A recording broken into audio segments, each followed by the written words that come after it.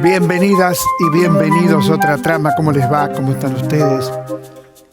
Yo pensaba, ¿de qué manera comenta el teatro, el cine, la literatura? ¿De qué manera ponen al descubierto aquel verso maravilloso de Nassim Hikmet cuando decía: nos pasa lo que hoy pasa en nuestro mundo? Cuando veo un espectáculo como Obra del Demonio en el Teatro Nacional Cervantes, primero, felicito al teatro que le da la sala principal, cosa que nunca había ocurrido, a un espectáculo de danza-teatro. Segundo, qué maravilla volver a encontrarse con la huella que dejó Pina Bausch. Una huella.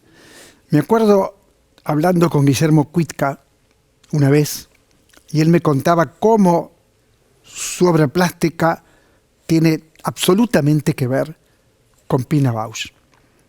Me acuerdo otra vez que entrevisté a Tadeusz Kantor en Buenos Aires, y cómo el teatro de Tadeusz Kantor me traía a mí, a Pina Bausch. La danza teatro, porque uno se pregunta, y esto está en el espectáculo maravilloso de Diana Seinblum, uno se pregunta, ¿no está separado el teatro de la danza? Y esto lo dice en el espectáculo. Ni hablar si pensamos en el teatro no japonés o en el kabuki, pero también si pensamos en el teatro contemporáneo, si pensamos en las performance, por ejemplo, no puede estar separado nunca.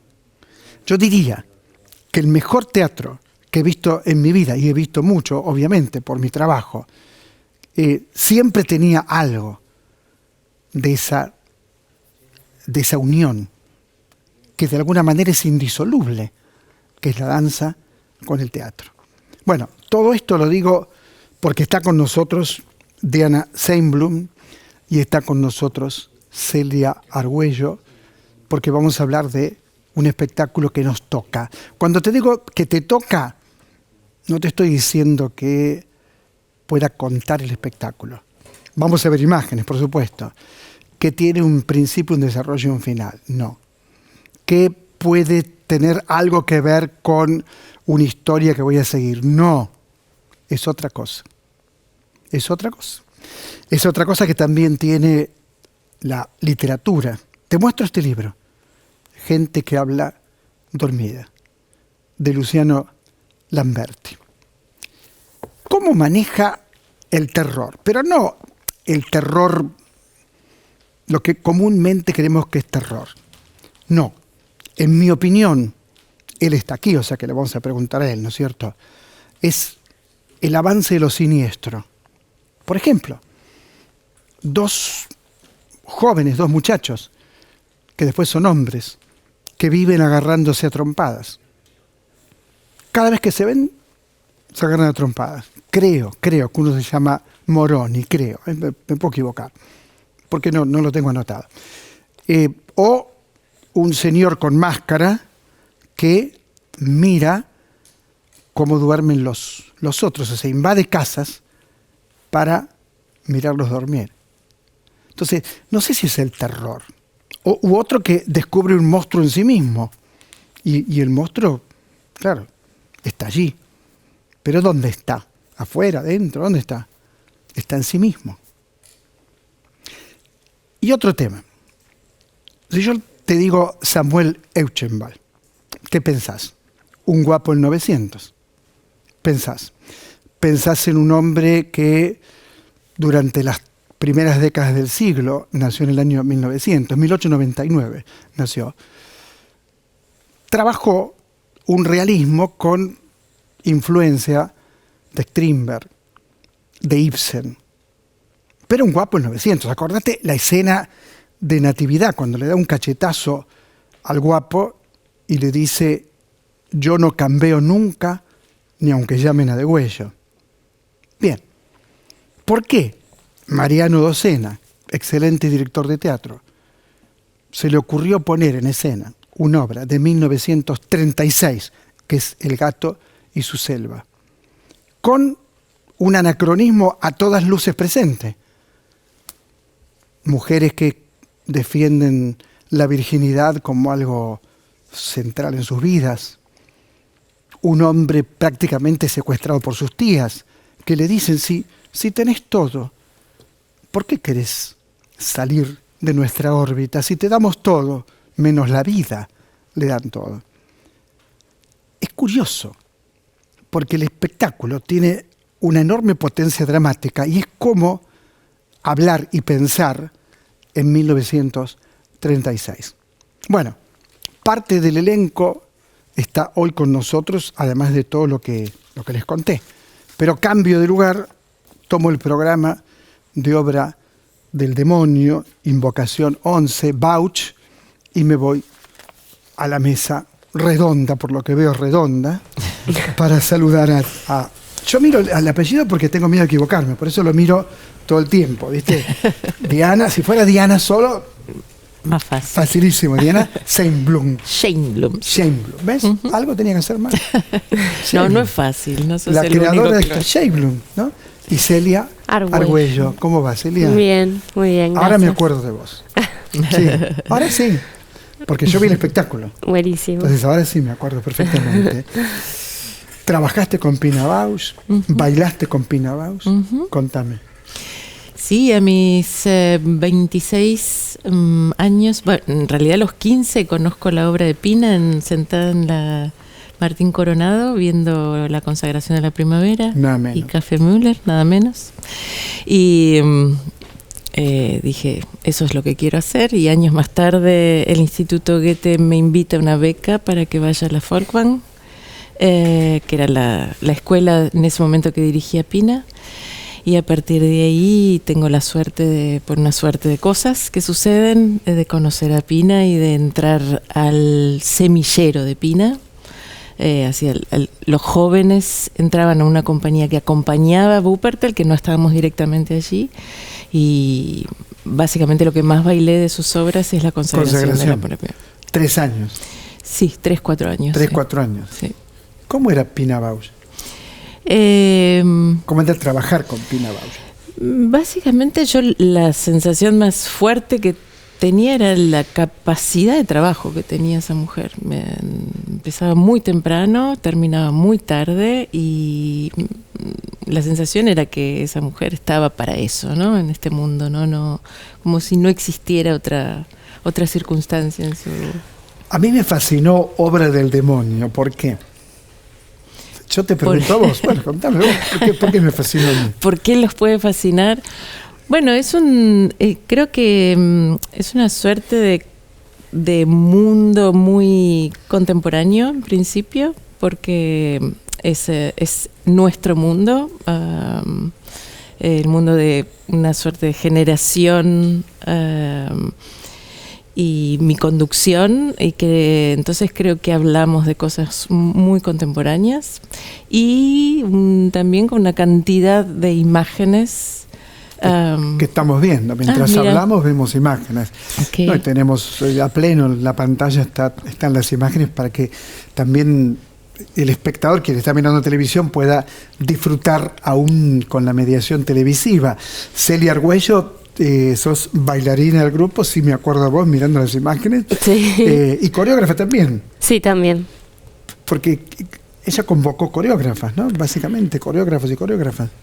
Sí, ¿correcto? creo que la intención fue un poco como, sí, gente que venía como creando, que veníamos haciendo, y bueno, también gente cercana a Diana, y somos como un grupo. La danza es bastante... una familia grande. O sea, ¿son como un grupo que trabajaron juntas ya? No, pero bueno, o sea, hay mucho. Yo trabajé con varias de las personas que están ahí, otros también, como que hay subgrupos que fuimos trabajando así, intercambiando roles. Hay un momento en el que aparece Pina Bausch montando una escena de abrazo y desabrazo, palabra que acabo de inventar, ¿no? Que se abrazan y se alejan, se abrazan y se alejan. ¿En qué punto también, además del homenaje, ¿no?, a ella, en qué punto sigue hablando Pina Bausch a través de tu trabajo. Y por otra parte, tu trabajo también es absolutamente personal. También es pura creación tuya. ¿Cómo ves ese matrimonio imaginario entre Pina Bausch y vos? Digo, matrimonio de trabajo imaginario, ¿no? Porque Sí. Pina murió en el 2003, creo. 2009. 2009, perdón. La verdad que he tomado mucho de su trabajo, pero de su trabajo estructural, de quien para mí ella me enseñó cosas estructurales. Yo no diría que hay una línea que yo siga, que se parece. Yo no trabajo en Claro. relación a la danza teatro, por ejemplo. Claro. Sí lo hemos hecho en esta oportunidad porque es una invocación directa, pero yo he tomado más bien su capacidad de trabajo incisivo con el cuerpo. Sí, con el cuerpo, con su mirada, con su profundidad. Como hay ciertas cosas que yo he tomado de ella que van más allá de la danza teatro, ¿no? Que tiene que ver con el propio trabajo, con la propia práctica. Si uno se pregunta, alguien está mirando televisión, ve las imágenes, pero de pronto quiere saber algo más, algo que tenga que ver, algo que se pueda contar. ¿Qué se puede contar, Celia? Del espectáculo. Sí, ¿qué se puede contar? Qué difícil. ¿Qué se puede contar? Un poco la devolución que estamos teniendo es como, no sé, como una sensación un poco como inmensurable de una cantidad de información, y que eso genera como mucha vida también, como que, no sé, hay algo de la libertad o de la expresión que estamos como teniendo ahí en el escenario, que creo que hay algo de eso que se comparte. Y sí, hay mucha gente que sale muy energizada, como esa es una devolución que hemos tenido, y para mí eso está buenísimo. La gente sale con ganas de bailar. Claro. Fíjate que recién en las imágenes que veíamos aparecía esa suerte de tela tiene un nombre, foil se llama. foil, de tela, se convierte en un monstruo, tiene ojos, se le van los ojos, se enrolla, cambia de formas. Un trabajo extraordinario de Eduardo Basualdo, ¿no es cierto? Sí. Pero qué fundamental que es esa tela. ¿Qué pensás vos? Y esa tela nos da, que no solo es una tela, es un material. Por eso, no conozco el material. No, es un material de aluminio que es como un papel de aluminio. Por lo tanto, parece una suerte de cosa dura, pero es un papel, ¿no?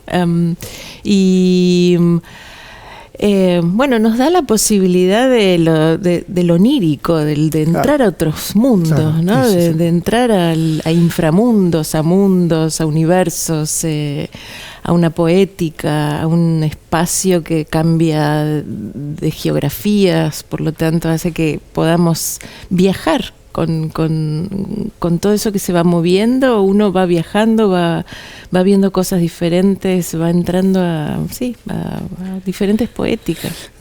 Hay algo que ocurre que es fantástico, que el teatro está lleno. Sí. Yo fui un día, no me acuerdo qué día fui, pero fue un día común, no es que era la función de prensa. Claro. El teatro estaba repleto. Ay, sí. ¿No? Sí. Hay un intervalo.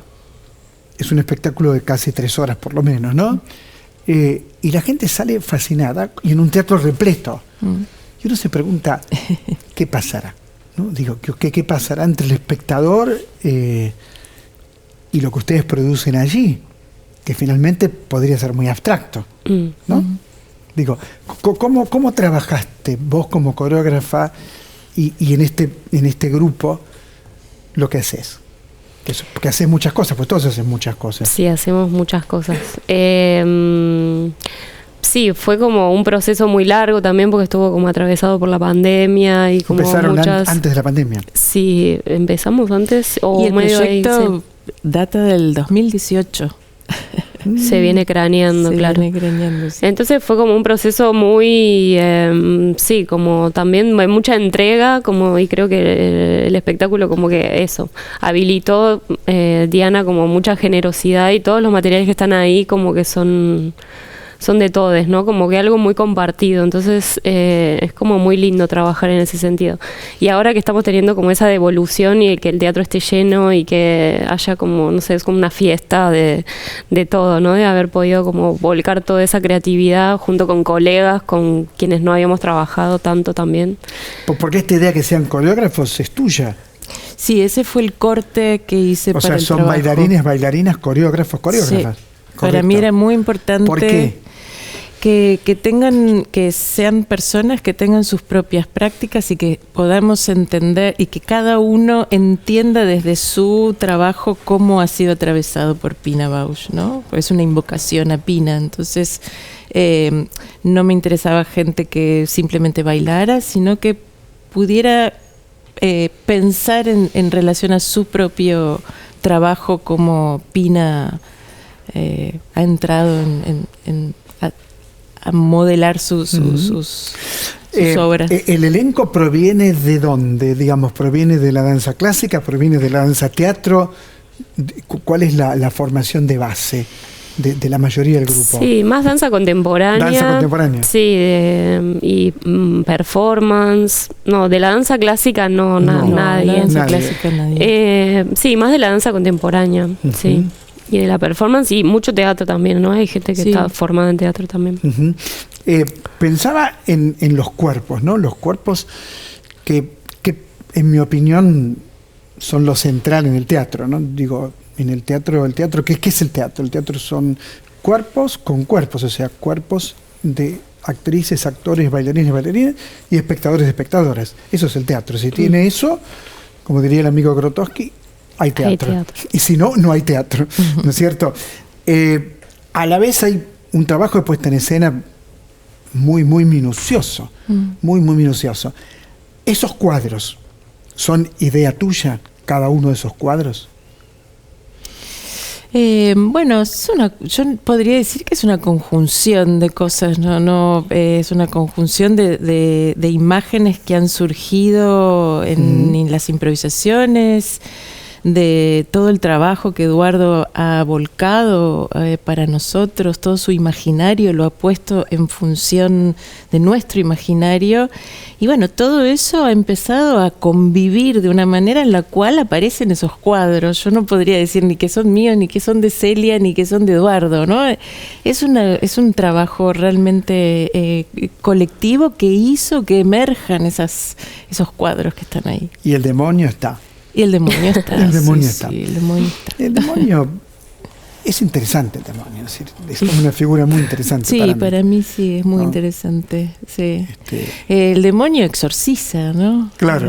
Te toma y te lleva. Exactamente, te lleva, no te deja, no te abandona. Y es un poco lo que queremos hacer, ¿no? Y lo que un poco también sentimos que sucede con el espectáculo. Gente llevada por el demonio un rato y la pasa bien. Sí. Y hay un intervalo. Sí. ¿No? Yo en ese intervalo me quedé porque tenía miedo que mi butaca no la encontraran, me la tomen. Me quedé ahí en el intervalo. Días de función, ¿qué días trabajan? Jueves, viernes, sábado y domingo, 20 horas. Tema central, ¿cómo se consiguen las entradas? ¿Por alternativa teatral? Por alternativa teatral. Porque a veces la gente dice que no hay entradas, pero hay entradas. Se están agotando y quedan 2 semanas, así que sí, hay que sacar las entradas. Y se supone que volvemos en el 2023. Bien. Sí, muy bien. Sí. Diana, Celia, muchas gracias. Muchas gracias por la invitación. Gracias. Anda a verlo, esas cosas que no puedes explicarlas, tenés que verlo, disfrutarlo, sumergirte en ese universo. Yo te aseguro que si te sumergís, lo que se gana es impresionante. Ya volvemos, esto es Otra Trama.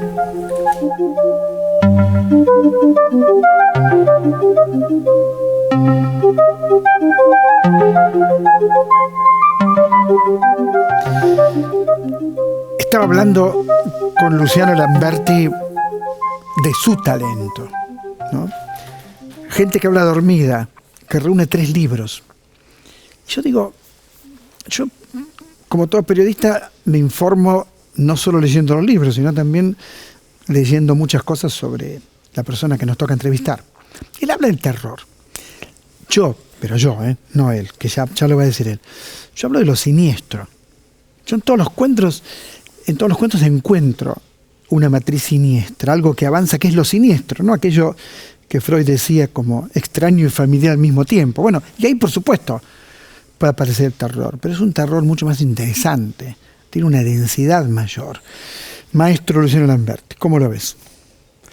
Creo que hay una zona de la experiencia que todos experimentamos alguna vez, que tiene que ver con el desconocimiento de nuestra vida, digamos, de la realidad y de lo que somos, y que no necesariamente intervienen fantasmas, ni vampiros, ni hombres lobo, pero sí es una zona que de alguna manera nos marca y nos deja pensando y nos perturba, y quizás es eso lo que me interesa trabajar más que el terror clásico. Digamos. Claro.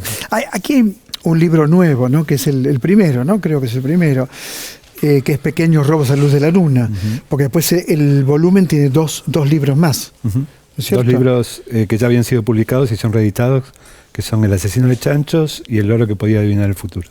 Exactamente. Ahora, uno se impacta con la imaginación, ¿no? Soy el hombre de la máscara que noche tras noche se mete en la casa de sus vecinos. Se mete a observar cómo duermen, ¿correcto?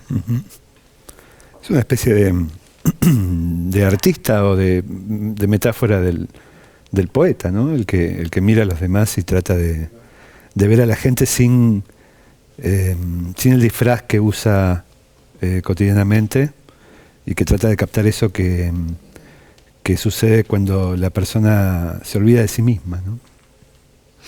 Pensaba, cuando avanzaba en la lectura, en el tema de lo monstruoso, ¿no? Lo monstruoso en su aspecto más profundo, no lo monstruoso como que se aparezca un monstruo, sino lo monstruoso que uno puede descubrir en uno mismo, ¿no? Como hay uno de los cuentos donde hay una suerte de monstruo que está en el mismo cuerpo del relator, del protagonista, ¿no? Y en todos tus cuentos aparece algo que uno podría hacer una cadena asociativa, es decir, lo ominoso, lo monstruoso, lo sonámbulo. ¿Qué pensás? Yo creo que de alguna forma siempre me interesó eso, no solo desde el trabajo con el género, sino en los cuentos que por ahí son más realistas, ¿no? Me interesa cuando vivimos algo que no vivimos todos los días, ¿no? Cuando vivimos lo extraordinario. Y no necesariamente tiene que ver con lo sobrenatural. Lo extraordinario es algo que sale mal, algo que nos sorprende, que nos saca como de la modorra en la que estamos sumergidos, ¿no?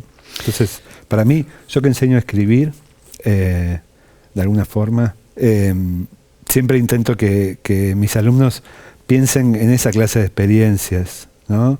No en alguien que se levanta y se lava los dientes, sino alguien que se levanta y ve algo extraño en su casa, ¿no? O recibe una visita, no sé, algo que lo saque de lo cotidiano, ¿no? Pero siempre con el punto de partida de lo cotidiano. Vos decías, enseño a escribir, y tengo aquí un libro, Cómo escribir, consejos sobre escritura, que lo publicó China Editora, ¿no es cierto? Es la editorial de Caterina, mi mujer. ¿Cuál es el nombre? Caterina. Caterina. Nombre y apellido, digo así. Gostiza. Perfecto. Bueno, pensaba en esto que vos acabas de decir. ¿Se puede aprender a escribir? Si no tenemos talento, me parece que no. Sí puedes escribir como un periodista, claro. Se puede. Hay algo que dice Vargas Llosa en alguna conferencia, que es que él se consideraba a sí mismo no una persona talentosa, sino una persona con una infinita capacidad de trabajo, ¿no? Que lo había aprendido de Flaubert, con esto de buscar la palabra precisa y de estar horas y horas con un mismo párrafo y de encontrar cuestiones técnicas que por ahí hacían al mismo sentido de la novela. Y yo creo que hay un punto de talento, hay un punto de facilidad y hay mucho trabajo atrás, y es eso lo que se puede enseñar en un taller, ¿no? Se puede enseñar a que reescribir es escribir. Y que reescribir es escribir. Sí. Siempre que no se noten las costuras, que no se note el trabajo, pero que parezca fresco. Yo lo tuve acá varias veces a Vargas Llosa. La primera época es la época de él. Uh-huh. Digo, La ciudad de los perros, La Casa Verde, Conversación en la Catedral. La tía Julia. La tía Julia. Ahora, después fue Barranca Abajo. En mi opinión. En muchos sentidos. Bueno, políticamente no lo puedo soportar. Directamente no lo puedo soportar. Pero, Borges era monárquico y uno ama a Borges, ¿no es cierto? Le perdonamos a Borges cualquier cosa. Claro, sí. pero vos fíjate que en esos libros, en esa primera etapa, había un trabajo sobre la forma muy impresionante. Porque uno te lee a vos y hay una matriz poética. Hay una idea de mundo, hay una construcción de mundo, como Juan José Saer, como Borges, como el mejor Cortázar, digo, el de Bestiario, el de los cuentos, ¿no? Y aquí eso está. Eso sí no se puede transmitir, ¿o sí? No, esa parte proviene de que yo empecé publicando poesía y que yo amo la poesía, leo un montón de poesía y me interesa en los autores de narrativa que tengan un costado poético, digamos, ¿no? Y si no, contamos historias solamente. Que los pueda escuchar, que pueda escuchar la prosa. Me gusta que pueda escuchar la prosa, que suene bien, ¿no? Que tiene que ver también con el impulso comunicativo de la prosa, ¿no? La cuestión poética. ¿Y cómo empezaste vos? Empecé... ¿De niño? Empecé de niño, sí. Yo vengo de una familia, mis padres eran carniceros, y no había muchos libros en casa, por lo cual lo mío es una especie de cosa extrañísima en términos sociológicos, digamos. Y leía todo lo que estaba dando vueltas, y empecé a escribir y incluso gané algún concurso cuando era un niño todavía. Siempre supe que quería ser escritor. ¿Y tus padres qué decían? Se agarraron la cabeza, naturalmente, imagínate. Se va a morir de hambre. Claro. Que es lo que en gran medida sucede, pero bueno, hay otros trabajos como dar talleres, que a mí la verdad que es algo que me gusta mucho. Hay gente que lo padece, yo la paso muy bien, incluso me da ganas de escribir, dar talleres, ¿no? Bueno, además yo creo que el trabajo intelectual hay que pagarlo, ¿no? Y digo, Sacomano estuvo muy bien en el discurso en la Feria del Libro, digamos, cobrando por su trabajo, ¿no? Yo creo que ahí sí, hay toda una movida alrededor de eso, que era un poco la costumbre, ¿no? El favor, sí. El trabajo gratis. Lo hemos padecido los periodistas cuando nos piden presentar libros, cosas, pero digo, es un trabajo intelectual. Cuando vas al dentista te cobra, ¿no es cierto? Acá trajiste un libro con un rostro maravilloso, para mí. Yo soy fanático de Beckett. Fanático mal, como dicen los jóvenes, ¿no? Y este libro tuyo habla de Beckett. Es algo muy extraño. Es algo muy extraño porque surgió de esta escena que comentábamos antes, de que a él lo acuchilla un desconocido, claro, en la calle cuando sale del cine, y a partir de eso elabora como su poética del absurdo. Y a partir de eso empecé a escribir algo que no tiene mucho que ver con lo que yo hago, que casi siempre está como situado en el interior, ¿no? Yo nací en San Francisco, Córdoba, entonces siempre pongo mis cuentos y mis novelas más o menos en lugares así. Esto era algo completamente distinto y me interesaba un poco cambiar, y empecé a investigar la vida de Beckett, y escribí en realidad una especie de biografía, pero muy novelada, ¿no? Tiene más de novelada que de biografía. Claro, yo tengo la de Cronin, que tiene 1000 páginas. Ese es el punto de partida, pero a mí me interesaba trabajar lo que no sale en una biografía, claro, que es, me parece, el ámbito de la literatura, que es, claro, ¿no? Las conversaciones que no se oyen, los pensamientos, las emociones. Y obviamente te gusta mucho Beckett. Amo a Beckett. Si no escribí yo, claro. Profundamente, fue una lectura... Yo en mi escritorio tengo una foto de Beckett. Fue una lectura a los 20 iluminadora, ¿no? Como cuando yo estudiaba letras, entendí muchas cosas, sobre todo en su lectura de Shakespeare, ¿no? Pero podés seguir leyéndolo ahora. Completamente, sí. ¿Cómo es lo de la lectura de Shakespeare? Porque él me parece que trabaja, claro, en Fin de Partida y en Esperando a Godot, claro, trabaja resonancias de lo clásico, claro, pero volviéndolo contemporáneo, ¿no? Exactamente. Que es en gran parte la movida del modernismo en general, ¿no? Joyce, Eliot. son los escritores que a mí más me interesan, ¿no? Y este libro, no, La Maestra Rural no. Había otro que era La Masacre, no está La Masacre, no importa. No lo traje. Pero está La Maestra Rural, que es una de las primeras novelas. Es una novela también coral, escrita a partir de monólogos. Yo soy de tranco corto, entonces para escribir novelas un poco lo que hago es armar como mosaicos y dejar un centro oscuro, ¿no? Que resuena en la novela, que es en realidad la historia, ¿no? Lo que hago es rodear la historia. Y además, qué sé yo, tiene resonancias de Bolaño, ponele, de Roberto Bolaño. La búsqueda del poeta, la procedencia de la poesía, ¿no? Yo leí, me gustó mucho, pero no me acuerdo tanto, La Masacre de Kruger. Gran novela esa. Es una novela muy de sábado a la tarde, ¿no? De película de sábado a la tarde. Ahí estoy coqueteando. ¿Por qué? Y estoy coqueteando un poco con la idea de película barata de terror, que es un poco lo que formó a mi generación, ¿no? Yo me acuerdo... ¿Que veías películas de terror? Sí, y en la primaria, ¿no? No había esa cosa de que hay ahora de los padres. Yo ni en pedo dejo a mis hijos que vean El Exorcista y claro, sí. ¿no? Todas esas películas tremendas que bueno, las vimos todas en la primaria. Los padres nos dejaban, las alquilábamos en el videoclub, nadie nos decía nada. Y de alguna forma nos marcaron mentalmente, yo creo. Entonces era una especie de homenaje, ¿no? En el sentido de que Puig hace homenaje, tampoco me quiero comparar, pero Puig hace un homenaje al melodrama con... Claro, y a todas las películas obra de los años 50. Claro, una especie de rescate emocional, ¿no? Uh-huh. Gente que habla de dormir es un libro fantástico. ¿Lo leíste? Lo tengo en la mesa de luz. No, pero digo, además de escribirlo, ahora todo junto, ¿lo leíste? No.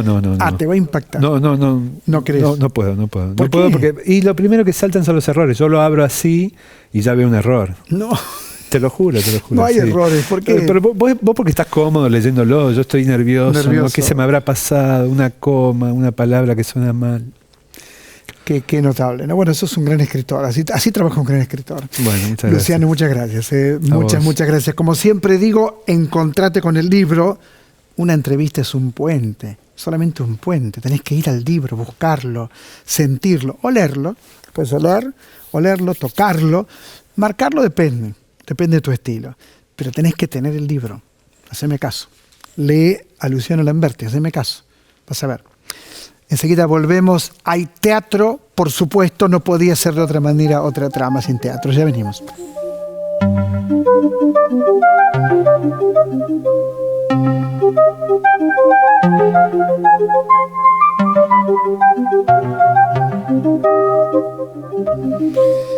Yo decía cuando empezó el programa que cuando te digo Samuel Echenval, vos decís un guapo del 900. Y pensás en Ecuménico, en Alfredo Alcón. Pensás en Lidia Lamezón, pensás en ese cachetazo fantástico, ¿no? Que le pega a un guapo, nada menos que un guapo, ¿no es cierto? El gato y su selva, obra de 1936. Y uno dice, ¿por qué me fascina cuando la veo? ¿Por qué me gusta? Si todo es tan antiguo, todo es tan arcaico, y sin embargo, en ese artefacto hay una potencia dramática muy, muy descomunal en algún punto. Porque hablan un lenguaje que no es el lenguaje que se habla ahora, ¿no es cierto?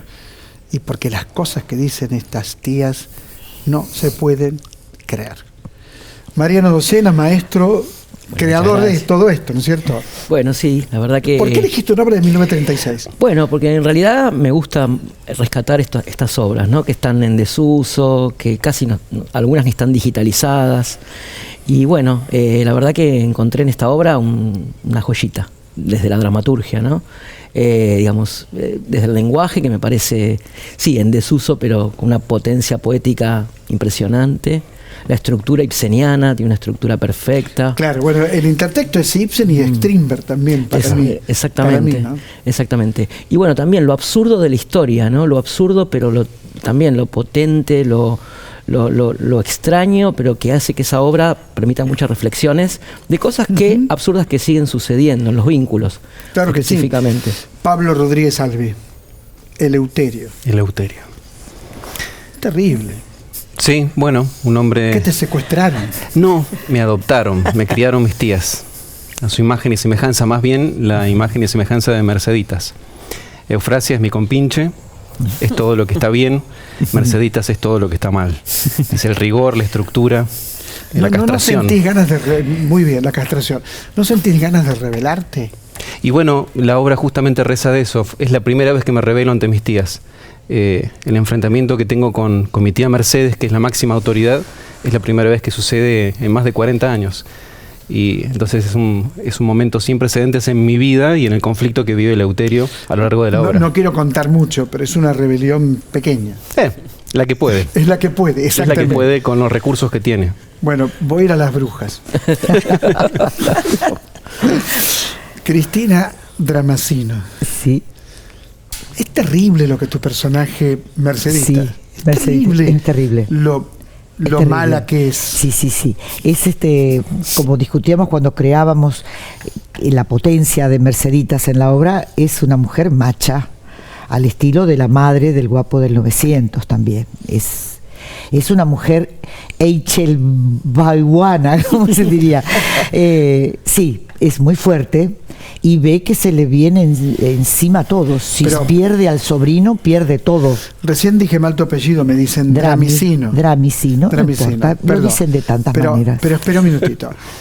De pronto hay un texto tuyo donde vos decís algo tan absurdo como... Pero si lo tiene todo acá. Claro. Lo tiene todo. Claro. ¿Qué más quieres? Es decir, como si tener todo es tener a esas dos viejas, no vos que sos muy joven, sino esas dos viejas que están allí secuestrándolo. El matrimonio, bonita solución para hacerse la vida más placentera. No sé qué te falta entre nosotras. Sí, claro, ella lo razona como hoy razonan las mujeres libres, que dicen, en el matrimonio no está todo. Está dicho en 1936. Está bien, pero perdón. Perdón. Yo son las 2 de la tarde, el tema sale un horario que no puedo hablar totalmente con claridad. Pero el hombre puede tener algo erótico, no dejas nada, no le permitís nada. ¿Qué te falta entre nosotras? Por ejemplo, claro. Bueno, Osvaldo. Bueno, y deja una inquietud. De cómo fue esa crianza y por qué él tan castrado como lo es y por qué tiene esa imposibilidad de vincularse y de enamorarse y de vincularse con otra mujer de una forma saludable. Claro que sí. O sea que... Eufrasia. Bueno, tenés un nombre hermoso. Cristina Fernández. Eufrasia. ¿Te llamás Cristina Fernández? Sí. Bien, muy bien. Sos muy bienvenida. Ahora hablemos de Eufrasia. Y Eufrasia de alguna manera también obedece a todas estas normas que la han introyectado seguramente en la casa desde chiquita a las dos. En esa época, en 1930 y pico, seguramente que todas las mujeres estaban así, con esa rigidez, pero siempre con el deseo reprimido. Yo te aseguro que ustedes son vírgenes, yo te lo aseguro. Sí, claro. Yo digo, no lo dice la obra, pero estoy seguro. Pero subyace estoy seguro que no hay un hombre, ni un hombre, ni una mujer, ni nada. No hemos amado nunca. Lo increíble de esto, ¿no? Que Mariano nos decía también, que lo hemos conversado, es el tema del deseo. El ser humano, el hombre y la mujer, es un sujeto de deseo. Uno desea hacer un viaje y enseguida junta plata para eso. Uno se enamora de alguien y quiere realizar la cópula. Uno quiere comer tal comida a la noche. O sea, es un sujeto de deseo. Y acá está reprimido. Y a mí... Pero vos lees. Sí, claro. Novelas románticas. Yo leo novelas eso te cambia, sí, eso te hace más buena, ¿no es cierto? Y en un momento me hace como un clic interno porque yo, cuando veo a Ana Rosa que deja al marido, a mi sobrino, que tiene ese deseo de unirse a ella, pero que luego se reprime porque tiene que ser leal, porque él dice que ese es su destino, y esa es lo que decía. Conflicto. Claro, el conflicto, y lo que decía además Eichelbaum, que él era un maniático de la introspección. Ahora, absolutamente. Pregunto, ¿qué le pasa a Eleuterio con Ana Rosa? Para el que está mirando televisión, Ana Rosa es como un amor para él. Sin embargo... Es el amor de mi vida, Ana Rosa. Pero tengo como un sino trágico. Tengo una imposibilidad, como un designio, como si fuera un héroe trágico griego que está imposibilitado. Y yo sigo ese designio que lo he heredado y lo he mamado literalmente de Merceditas, y no puedo. Estoy castrado, a pesar de que la amo con locura y que es el amor de mi vida. También el personaje se maneja con lo peor de su clase social. Sí. Por ejemplo, toda la primera escena, a la muchacha que es planchadora, la maltrata brutalmente. Sí, tal cual. También la particularidad de esto que hablaban recién, de que hay cosas que desde la estructura del 1930 era para los hombres y para las mujeres, estaba compartimentado. Acá los roles están invertidos y cosas como, por ejemplo, yo soy el que en casa digo si están las cosas bien planchadas o bien cosidas, cosas que quizá en ese momento era un quehacer de las mujeres. ¿Te gusta la camisa almidonada? Exacto. Tal cual. A tal mí cual, mi y las vieja cosas me bien almidonaba cosidas. los guardapolvos. ¿No? A mí también. Sí. Existía el almidón. Pero lógico. Claro. Existía el almidón. Ahora, tu personaje es un personaje en ese sentido muy desagradable por la forma en que maltrata a una muchacha. Sí. Pero en esa época el hombre, lamentablemente y brutalmente, tenía el prostíbulo, lamentablemente violaba mujeres, ¿no? Desde clase baja, por supuesto. Es decir, y eso tampoco va con él. Claro, pero lo denuncia Mercedes. Ella cree realmente que yo me voy a los prostíbulos, que tengo una vida licenciosa que no la tengo. Disipada. Claro, y que encima estoy cortejando a mujeres de quién sabe qué calaña, como por ejemplo esta planchadora, y no es así. No es así. Tampoco le gusta la calaña de Ana Rosa, tampoco le No, gusta obvio. eso. Porque Ana Rosa es como Nora Dibsen. Ana Rosa hace Claro, algo claro. en el año 1936 que no se puede hacer, que es dejar al marido. Exactamente. Eso no se puede. Exactamente. Exactamente. Por otro lado hay una mujer que es heroína también, ¿no? Acá. Claro. ¿No? Digo, que me parece que ahí está la voz de Eichelbaum. Sí. Que sigue resonando, ¿no? Sí, sí, incluso que enfrenta al padre. Claro, la posibilidad de Sí. enfrentar al padre y seguir Y su al deseo. marido, claro. Y seguir su deseo y pujar por el amor. Exactamente. Y a todos los Es una historia de preceptos amor sociales. trunca, ¿no? Es una historia de amor rara, pero hay una historia de amor en la obra. Claro que sí. Hay una historia de amor y hay una tragedia en Ana Rosa, digamos, ¿no? Exactamente. O sea, ella hace todo y todo le sale mal, ¿no es cierto? Exactamente. ¿Cómo construyeron con Mariano ese maquillaje, esa cosa espantosa que... Estamos preciosas en escena. ¿Están contentos de vivir otra trama? ¿Están felices? Sí, Si nos está tapando. No, lo que los hace ver es que bien nos ven desde la platea. No, al Pero contrario, son dos trabajos notables, Muchas gracias. admirables trabajos de actuación, admirables. Por eso me permito decir lo que digo, admirables, impresionante. Muchas gracias. Pero también hay maquillaje, también hay ropa. Sí. Hay- Aparte, todo lo que pone el público cuando va al teatro también, porque bastan, en poquitos minutos ya han comprendido qué es lo que pasa y le van poniendo a nuestros personajes mucho de lo que realmente a lo mejor nosotros ni nos imaginamos. Es lo que siempre decimos, se completa con el público. Entonces es muy gratificante al jugar este rol de una persona que hoy día sería intolerable en la familia, pero que en ese momento existía, y en mayor o menor medida muchas tías, muchas madres hacían lo mismo que yo hago. No me resultó difícil incorporarla, primero respetando el texto, que no es el hablar vulgar de hoy día. Estamos utilizando tiempos verbales que han desaparecido del lenguaje popular, como el subjuntivo, el hubiera, hubiese, Sí. que ya eso a uno lo planta de otra manera. Estamos utilizando un lenguaje, como nos dijo Eva Lack las otras noches, es operístico, porque hemos respetado Claro, esta es operístico, partitura. exactamente. Hemos respetado la partitura y eso te pone en un lugar. ¿Vos lo pensaste como operístico? No, la verdad que no lo pensé, pero bueno, hay algo ahí en el trabajo del diálogo, ¿no? de lo grande, del espacio también, ¿no? Cómo está pensado el espacio, en 3 niveles.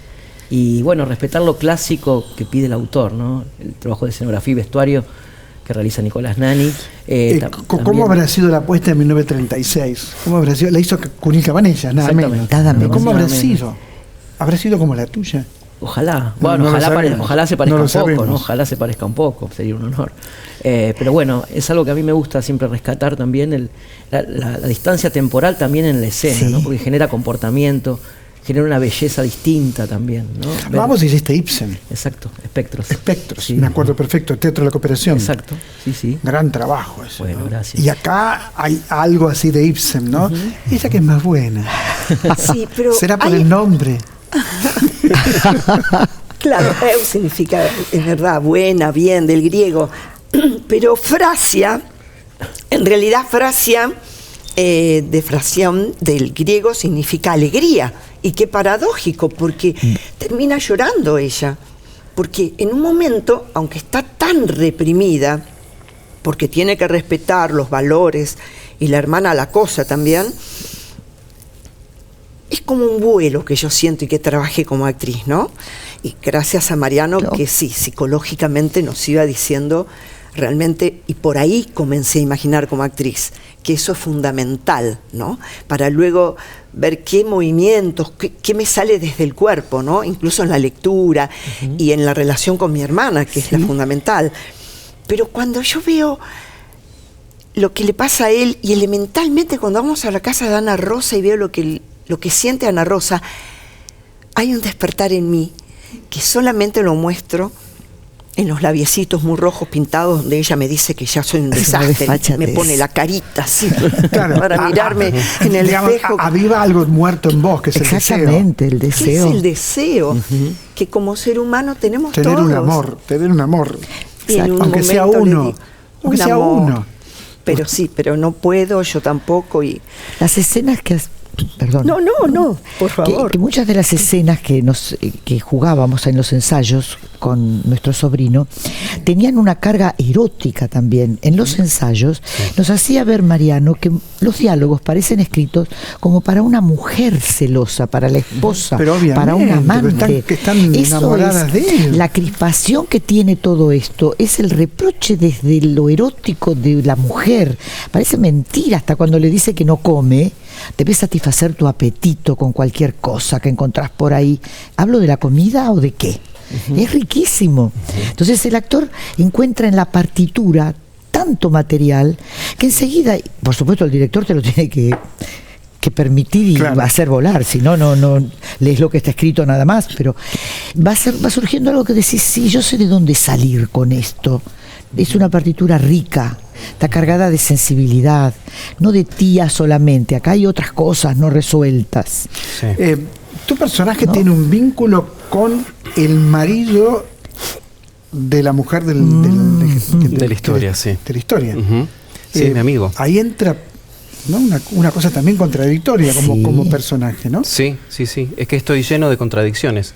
Tiene un muy mal día Eleuterio. Ese día es un muy mal Sí, día. Es el día de... Sí, sí. Y esto rescato que están diciendo las Cristinas, la partitura, que vos recién le preguntabas a Mariano por qué él elige. Yo creo que reivindicar a un autor argentino con la altura de un Ibsen, digo que no solamente son autores europeos, sino que en la Argentina se han escrito obras con esta maestría, y no dejar que se pierdan en el olvido autores de esta envergadura, me parece importantísimo. Y ceñirnos a esa partitura tan compleja, tan rica y tan profunda, y al mismo tiempo tan oscura, me parece un desafío precioso. Pensá que está cerca Florencio Sánchez, Sí. está, bueno, la puso Cunil Cabanella, es un maestro del teatro, uno no lo conoció, pero sabe de haberlo leído, ¿no es cierto? Y está Ibsen, está Strindberg, Sí. está Freud, Está Freud, está, Claro. Freud, está Está Nietzsche, Freud. que murió en el año 1900. La locura de Strindberg también, ¿no? La locura, porque Claro. yo les decía siempre que estos personajes están muy locos también. Hay ¿Strindberg algo- pusiste? Strindberg no. No. Por ahora no, me encantaría. Dale. Claro, es lo próximo. Pero bueno, sí, están esos mundos, ¿no? Y bueno, el tema del mandato, eso me parece que es muy ibseniano.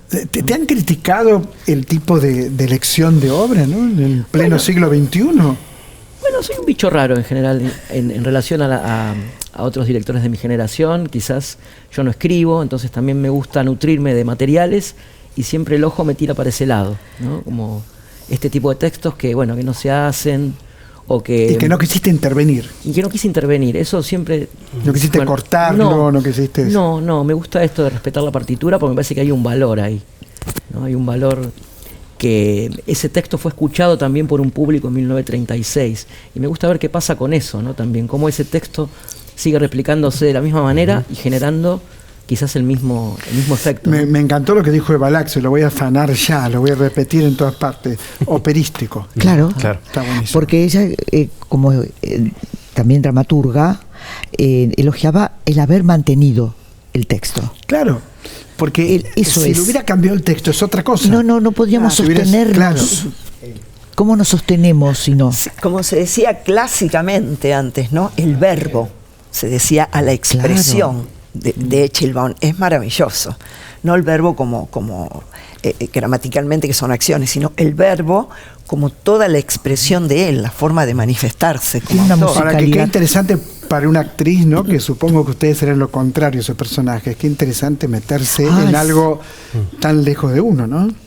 ¿No? Sí, Digo, Sí. con tantos sinónimos y metáforas, con verbos que me encantan. Se no, ríe digo, Mariano, porque a mí me digo, gusta. alientan la represión, alientan Sí, sí, encerrarlo, sí, casi sí, secuestrarlo, ¿no? Y de Esa pronto- época, por ejemplo, la crítica al maquillaje de la mujer y de la manera de vestirse y cómo la El crítica, divorcio, si llegaba a divorciarse. Claro, Lo peor. porque veamos, una mujer quedaba divorciada, quedaba lo que dice nuestro sobrino, ¿cómo queda una mujer divorciada en sociedad? Claro, es Le copia queda- de la sociedad. Hoy diríamos para el algo. cachetazo. ¿Quién va a pasar el chivo? ¿Quién quiere pasar el chivo? Vamos. Estamos, bueno, Dale, estamos vamos. los viernes a las 21:30 horas en Andamio 90, que es Paraná 660. Entradas por Entradas por alternativa teatral. y medios de también locomoción. Medios de locomoción. Lo maté. La línea D, que bajás en Callao. Sí. Si no, el 39 que te deja en Santa Fe. El 132 por 132 También. Córdoba. Córdoba. Es El verdad. 23 en la puerta. Repitamos los días de función, sábados. Viernes, Viernes. 21:30 horas, Andamio 90, Paraná 660. Perfecto. Entradas por alternativa teatral y también por la boletería del teatro. Muchas gracias a los Completan cuatro. el elenco, perdón. Muchísimas Completan gracias. el elenco. Completé el elenco, maestro. Celeste Jerez, Alejandro Falcini y Mora Monteleone. No faltó nadie. No faltó nadie. ¿Escenografía? Nicolás Nani. Muy bien. Iluminación Claudio del Bianco. Ah, qué bien. Música original Diego Lozano. Completo. Muchas gracias. Muchísimas Gracias a vos, Muchas, Osvaldo. pero muchas gracias. Vayan a verlo. Vayan a Andamio 90, se sientan, consiguen la entrada, la sacan. Hay que encontrarse con el teatro cuerpo a cuerpo. Y más ahora que tenemos la libertad de volver a tener el cuerpo muy activo. Y es el cuerpo del actor y el cuerpo del espectador. Eso es el teatro. Y bueno, ¿y ahí se produce la magia o no? Aquí sí se produce la magia. Nos reencontramos en 7 días para hacer otra trama. Muchas, pero muchas gracias por elegirnos.